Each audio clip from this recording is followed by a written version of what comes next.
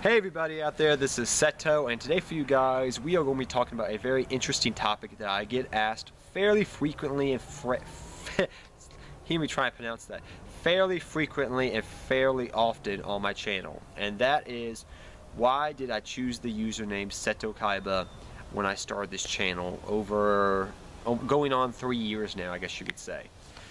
So why did I chose that username, that specific username, Seto Kaiba, somebody that was in the original show? There was a lot of personal reasons, more than just the fact that Seto Kaiba was a boss in the show and in the abridge. There was a lot more personal reasons why I chose Seto Kaiba. So first off, one of the reasons why I chose Seto Kaiba as my username was in the original show and in the history of watching the Yu-Gi-Oh anime.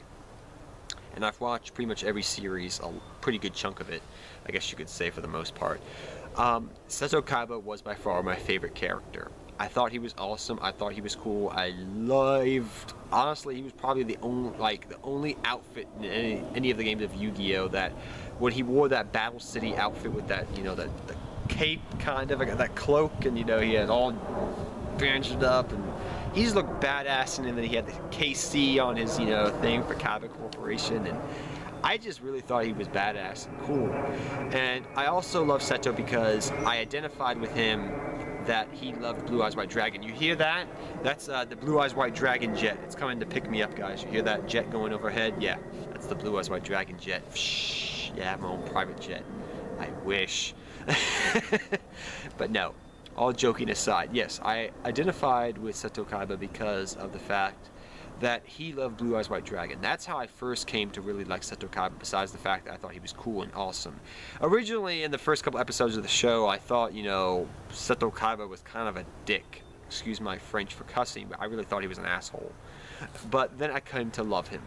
And I really started to like him as they explained him and explained his backstory more and showed how much he loved Blue Eyes. And I had always loved Blue Eyes. I mean, Blue Eyes was the first card that got me into the game of Yu-Gi-Oh! It was actually the card, that was the card that got me into the game of Yu-Gi-Oh! I always loved dragons, but as soon as I saw that Blue Eyes on the first episode of Yu-Gi-Oh!, which was the first episode I ever saw, which I don't know if I've talked to you guys before about how I got into the game of Yu-Gi-Oh!, but, that was the card that got me into the game of Yu-Gi-Oh! Seeing that powerful Blue Eyes White Dragon, hearing that roar, like, ah, just grabbed my attention and caught me into the game of Yu-Gi-Oh! After I watched my show, Pokemon.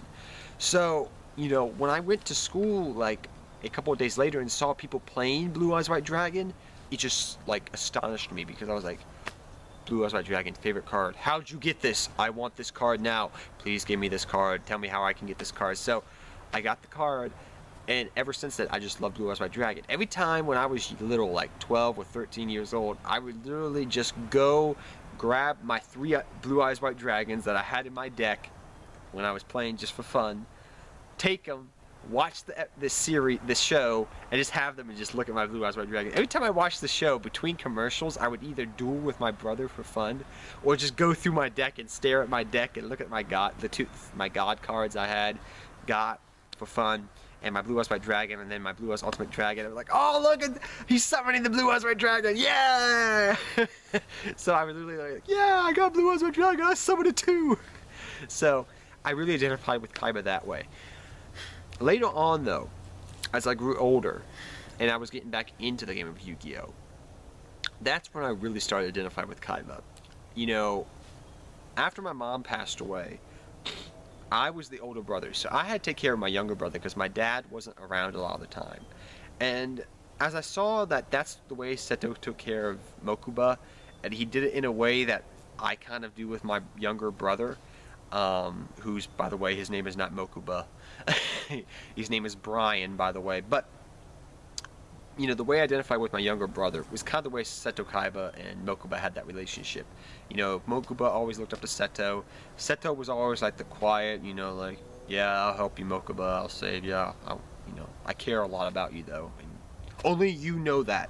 Nobody else should know how much I care about you.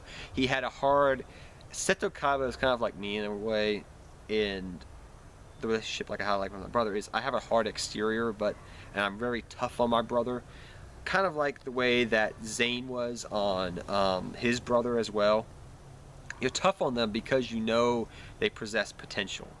And that's the way I am with my brother. Even though Zane didn't think that his younger brother should play because he didn't think he had potential. But kind of that relationship, I had that with my brother. And I relate it to that way, you know, that I had, you know, my dad wasn't around a lot.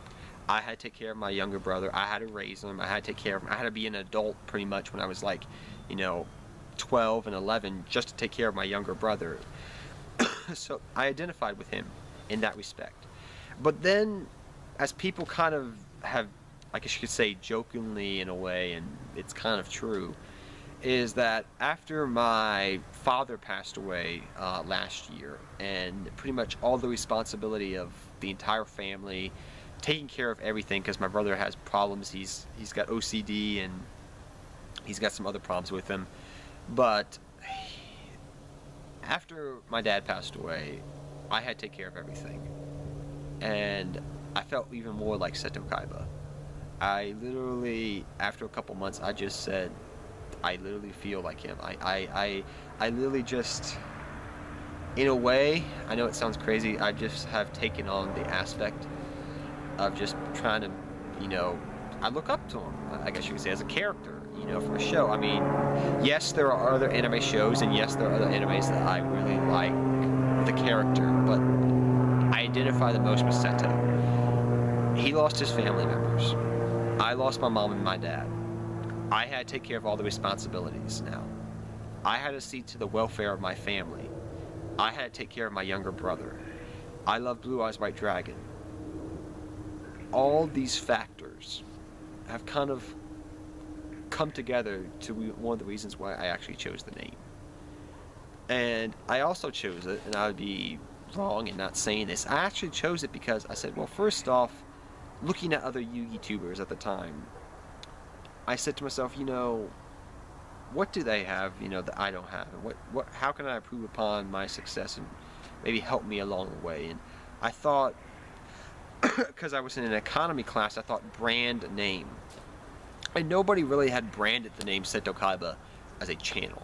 And I knew it would be tough because people would probably not take me seriously at first and things like that. But I felt that if I worked hard at it, it would eventually come to fruition. If I worked at it and used that name Seto Kaiba and using what he was all about, I thought I could use it. So I kind of used the brand name of Seto Kaiba along with my reasons for loving Seto Kaiba.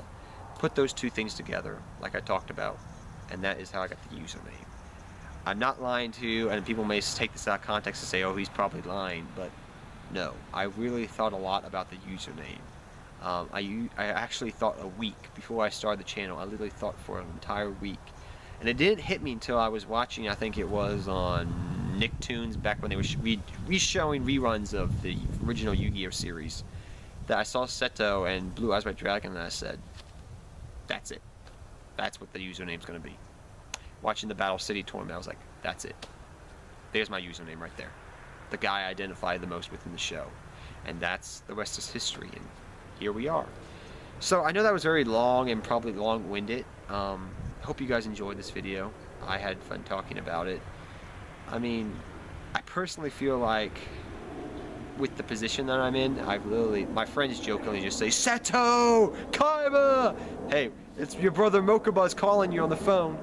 I mean, I have friends joke about it. It's a running joke between my friends, but they know, a lot of them know the reason why I chose the name, I think. And I know my good friends definitely know the reason why I chose it. But because of circumstances, I personally feel like I've kind of, in a way, I've just kind of tried to embody it to some extent now. As time has gone on and my life has changed, I'm trying to embody what Seto Kaiba is. And, you know, yeah, he did some shady dealing, and yes, he punched Yugi's grandpa and beat him up, but the good things I'm trying to embody in myself, and not the bad things.